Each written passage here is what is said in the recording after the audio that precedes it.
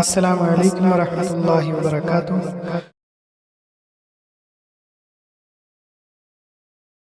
34 സൂറത്ത് 14 ആയത്ത്.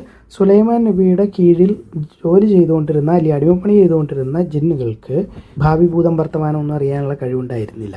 സുലൈമാൻ നബി മരിച്ചപ്പോൾ അവരറിഞ്ഞില്ല. അവർ സുലൈമാൻ നബിയുടെ പള്ളി പണിതുകൊണ്ടിരിക്കുകയായിരുന്നു. സുലൈമാൻ നബി സിംഹാസനത്തിലോ അല്ലെങ്കിൽ അവിടെ എവിടെയെങ്കിലോ ഇരുന്നിട്ട് ഒരു ഊന്നുവടി ഉണ്ടായിരുന്നു. അതിലേക്ക് ചാഞ്ഞ് ഊന്നി ഇരുന്നു കൊണ്ട് ഉറങ്ങുകയോ അല്ലെങ്കിൽ അങ്ങനെ ഇരിക്കുകയായിരുന്നു. ഇവർ പണി ചെയ്തുകൊണ്ടിരിക്കുന്നു. അദ്ദേഹം മരിച്ചു. കാലങ്ങൾ കഴിഞ്ഞിട്ടുണ്ടാവും. ചെതൽ വന്ന് ആ വടി തിന്ന് ദ്രവിച്ച് ഒടിഞ്ഞു വീണപ്പോൾ സുലൈമാൻ നബി താഴോട്ട് വീണു. അപ്പോഴാണ് ജിന്നുകൾക്ക് മനസ്സിലായത് ഈ മനുഷ്യൻ മരിച്ചിട്ട് കാലങ്ങളായിരുന്നു. പക്ഷേ ജിന്നുകൾക്ക് അദൃശ്യ കാര്യങ്ങൾ അറിയാമായിരുന്നുവെങ്കിൽ അവരെ അപമാനകരമായ ശിക്ഷ, അതായത് ഇങ്ങനെ പണിയെടുപ്പിക്കുക, കൂലിപ്പണി എടുപ്പിക്കുക, ജിന്നിന് ഒരു വിലയില്ലാതെയിപ്പോയിരുന്നു ആ സമയത്ത്. അങ്ങനെ ചെയ്യേണ്ടി വരില്ലായിരുന്നു. അവർ പണ്ടേ ഓടിപ്പോയേനെ.